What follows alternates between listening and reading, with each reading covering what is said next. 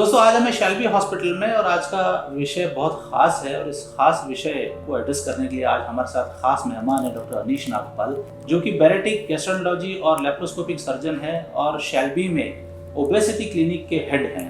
Doctor Anish Nagpal को 15 साल का तजुर्बा है और उन्होंने कई लेप्रोस्कोपिक्स और बैरेटिक सर्जरियाँ की हैं। सर आपका बहुत बहुत स्वागत है हमारे प्रोग्राम। Thank you. और आज का जो विषय है, खास विषय है, वो ओबेसिटी के ऊपर है। तो डॉक्टर साहब हमें बताइए कि ओबेसिटी और उससे रिलेटेड कौन कौन सी बीमारियां हैं जो आजकल आम हो गई हैं, जो आजकल आम प्रचलित हैं। ओबेसिटी जो मेदस्विता या अतिशय मोटापा होता है, बेसिकली ये WHO जो वर्ल्ड हेल्थ ऑर्गेनाइजेशन है उसने इसको डिजीज़ की तरह डिक्लेयर किया है।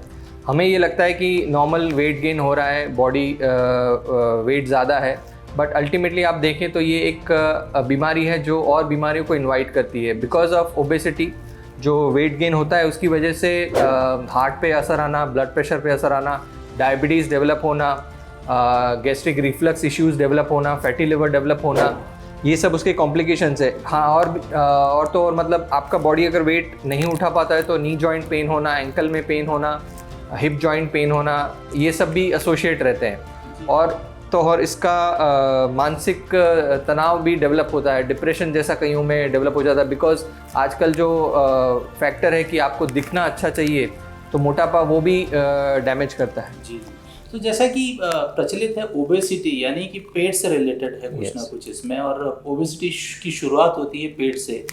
तो पेट से रिलेटेड कौन कौन सी बीमारियां ओबेसिटी कवर करती है डॉक्टर साहब, थोड़ा उसके बारे में। एज अ गैस्ट्रो सर्जन हम काफ़ी पेशेंट्स देखते हैं जिनको वेट ज़्यादा होता है या नॉर्मल वेट भी होता है। जिनका वेट ज़्यादा होता है उनमें जो पेट की बीमारियां हैं, जैसे कि रिफ्लक्स होना, आंत का कैंसर डेवलप होना, या ओवेरियन कैंसर डेवलप होना, या फैटी लिवर डेवलप होना, ये सब कॉमन पेट की बीमारियां हैं जो ओबेसिटी से रिलेटेड है। जी, तो जैसा कि डॉक्टर साहब ओबेसिटी या मोटापे पे बात कर रहे हैं कि इन बीमारियों के लिए आपका किस तरह से काम होता है, आप इनको किस तरह से एड्रेस करते हैं। बेसिकली हमने शैल्बी हॉस्पिटल में एक ओबेसिटी क्लिनिक डेवलप किया है, जिसमें मैं as a bariatric surgeon counsellor हूँ। उधर वी हैव काउंसलर्स ऑल्सो, हमारे पास डाइटिशियन हैं, फिजिशियंस हैं जो ये ओबेसिटी को ट्रीट करते हैं। अब आपको समझना है कि जो वेट गेन होता है, मोटापा होता है, उसको हम BMI के क्राइटेरिया से मैच करते हैं, बॉडी मास इंडेक्स, जो आपका हाइट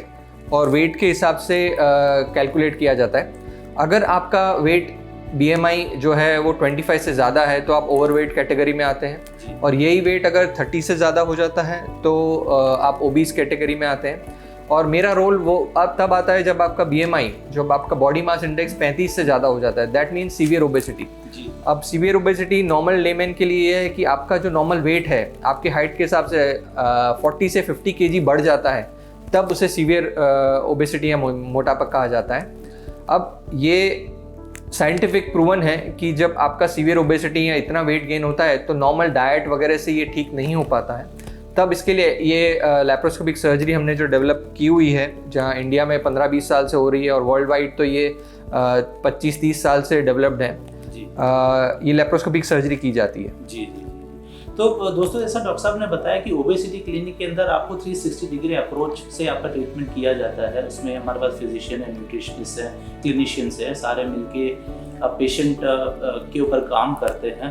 और डॉक्टर साहब एक बात बताइए कि ये ओबेसिटी क्लिनिक में आप मिक्स अप्रोच रखते हैं, फिजिशियंस भी होते हैं, आपका भी इनपुट होता है, तो क्या ऐसा ज़रूरी है कि हर केस में सर्जरी ही की जाती है? नहीं, ऐसा ज़रूरी नहीं है, बिल्कुल ज़रूरी नहीं है। लास्ट वीक की बात है, कपल ऑफ वीक्स अगो हमारे पास एक कपल आया था जिसमें जो हस्बैंड था उसका वेट 130 kg था। वो एग्जैक्ट कैंडिडेट था बैरिएट्रिक सर्जरी के लिए। ही अंडरवेंट बैरिएट्रिक सर्जरी, उसकी हमने सर्जरी की और उसका वेट लॉस भी काफ़ी 2-3 हफ्ते में 7-8 किलो हो गया है। ग्रेजुअल वेट लॉस होता है इस ओबेसिटी सर्जरी में, आपको रिजल्ट 6 से 8 महीने में अच्छे मिलते हैं। तो उसी पेशेंट की वाइफ ने हमसे कहा कि आप मेरी भी सर्जरी कर दीजिए, बट हालांकि उसका जब BMI था वो 29-30 के आसपास था, तो हमने उसको समझाकर मेडिकल ट्रीटमेंट पे रखा है एंड डाइट वगैरह पे रखा है, एंड उसकी सर्जरी हमने मना की है बिकॉज वो she is not a good candidate for surgery. तो सर्जरी के लिए कैंडिडेट होना आपका BMI एक तो 35 से ज़्यादा होना चाहिए। अगर आपका BMI कम भी है, 30-35 के बीच में है, बट आपको डायबिटीज़ है, ब्लड प्रेशर है, ऑस्टियोआर्थराइटिस डेवलप हो रहा है, रिफ्लक्स का इश्यूज़ है, फैटी लिवर, ये सब कॉम्प्लिकेशंस है, और स्नोरिंग का इशू है, स्लीप एपनिया जिसे कहते हैं। अगर ये सब कॉम्प्लिकेशंस आपको मोटापे के साथ हैं तो आपको सर्जरी ऑफ कोर्स बेनिफिट करेगी। ये सर्जरी हम जो करते हैं वो लैप्रोस्कोपी से की जाती है, स्मॉल होल्स होते हैं, उससे रिकवरी भी काफ़ी फास्ट रहती है एंड वेट लॉस भी over a period of time gradually होता है। जी। तो डॉक्टर साहब, आप रिकवरी की बात कर रहे थे। बैरेटिक सर्जरी के अंदर लैप्रोस्कोपिक सर्जरी होती है, बहुत कम चीरा लगता है, ब्लड लॉस भी बहुत कम होता है, तो ये इसमें रिकवरी कितनी जल्दी होती है? कुछ ये रिकवरी काफ़ी फास्ट रहती है। हम जिस दिन पेशेंट को ऑपरेट करते हैं उसी दिन हम पेशेंट को मोबिलाइज भी करते हैं, 1-2 दिन में पेशेंट डिस्चार्ज भी हो जाता है। हालांकि नेक्स्ट 2 वीक तक हम कांस्टेंट कांटेक्ट में रहते हैं, उनको लिक्विड डाइट पे रखा जाता है, ग्रेजुअली सॉफ्ट डाइट पे मूव किया जाता है। सो रिकवरी काफ़ी फास्ट रहती है। हमारे पास इंटरनेशनल पेशेंट्स भी आते हैं, अमेरिका से भी पेशेंट्स आते हैं, दुबई से भी आते हैं। With in 7 to 8 days surgery के बाद वो फ्लाई करके चले भी जाते हैं। सो रिकवरी काफ़ी फास्ट रहती है इसमें। हमारी प्रोटोकॉल जो फास्ट ट्रैक सर्जरी का है वो हम अप्लाई करते हैं।